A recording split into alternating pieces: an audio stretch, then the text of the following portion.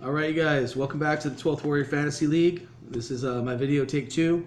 Last video was 19 minutes. I don't think anybody's got time for that. I mean, I do, but I don't think you do. So let me just jump right into the results for Week 8. The game of the week was Cleveland Cavaliers versus the New York Knicks. This was my last head-to-head matchup. Traditional game of the week, just winner take all. No tiebreakers, no other teams that they had to play. Cleveland wins 111 to 104. So congratulations to Cleveland. The Lakers took on San Antonio. Lakers played Boston and lost 113 to 107. San Antonio won their game over Denver 121-97. So San Antonio wins this matchup. Chicago took on the Golden State Warriors. Now this one was a fun one. They both lost their game, but Chicago lost to Houston by 4 points. Golden State, with their undefeated record in my league, lost to Sacramento of all people, but they only lost to them by 3 points. So by one measly point, Golden State remains undefeated. So congrats, you guys. Golden State, you win the tiebreaker in my league. They lost 109-106. Chicago lost 121 to 117. So there you have it. Congrats to Golden State. You're 8-0. Oh my gosh. All right. In the NCAA side of things, you had Kansas going up against Kentucky in a rematch. It wasn't head-to-head like their previous game, but Kansas, actually both teams lost. I couldn't believe that. Kansas lost to Iowa State. Well, whether they lost, I need to check that because I might have written that down wrong.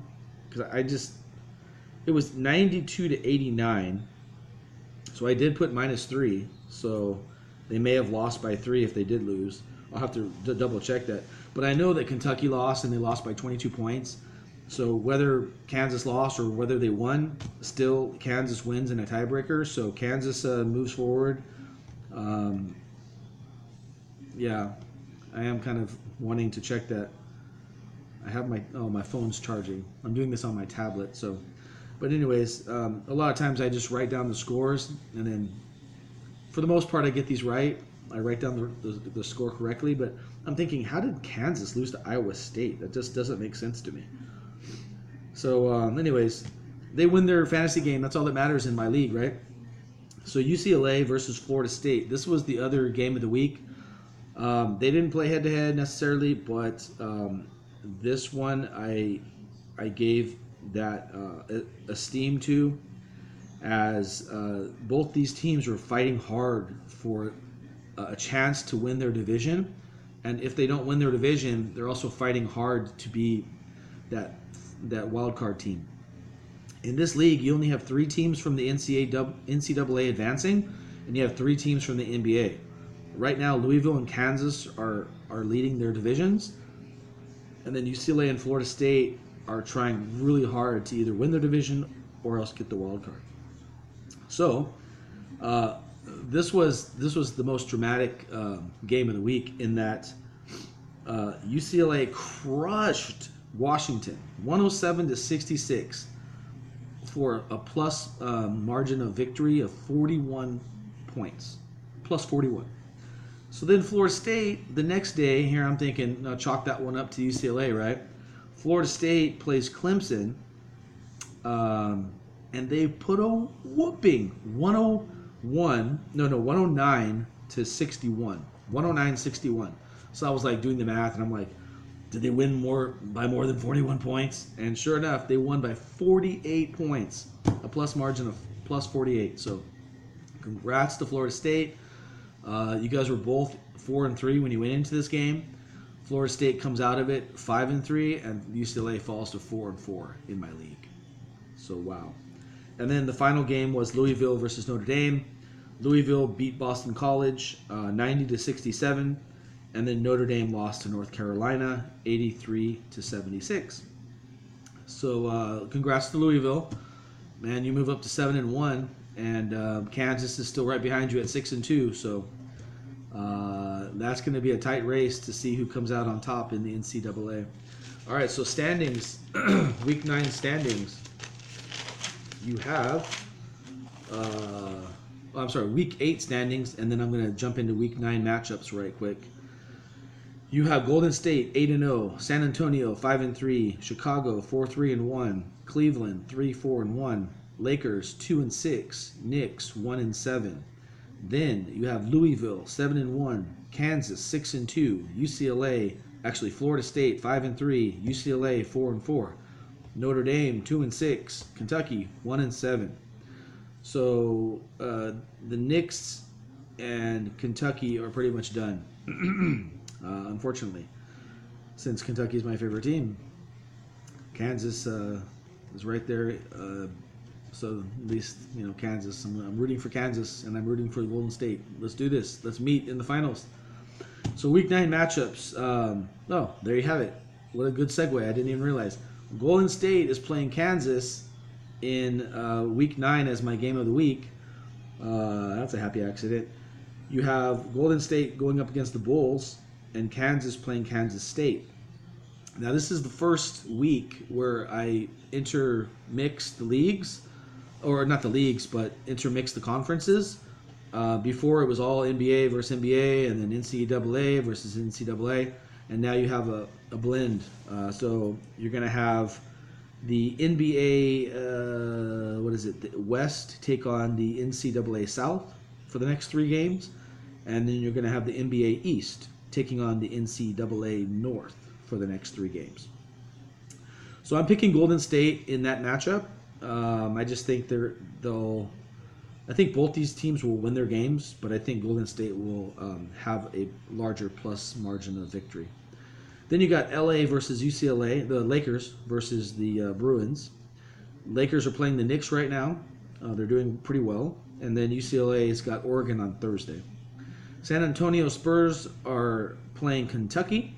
The Spurs are at Philadelphia, and Kentucky, I believe, hosts LSU Tuesday. I'm going to stick with the Lakers and the Spurs, so I'm going to stick with the NBA West for those first 3 matchups. And then the next 3 matchups, you have the Cleveland Cavaliers playing Florida State. Cleveland's got the Pacers. Florida State's got North Carolina State. I'm going to go with Florida State. You got Chicago going up against the Chicago Bulls going up against Louisville Cardinals. Chicago's got Sacramento. Louisville's got Virginia, which is going to happen. That game's actually happening right now. I have no idea what the score is. I'm going to stick with Louisville on this one because I think Sacramento is going to be a tough out for Chicago. Sacramento beat Golden State, so wow. New York Knicks going up against Notre Dame is the Fighting Irish is my last matchup. So New York's playing LA right now.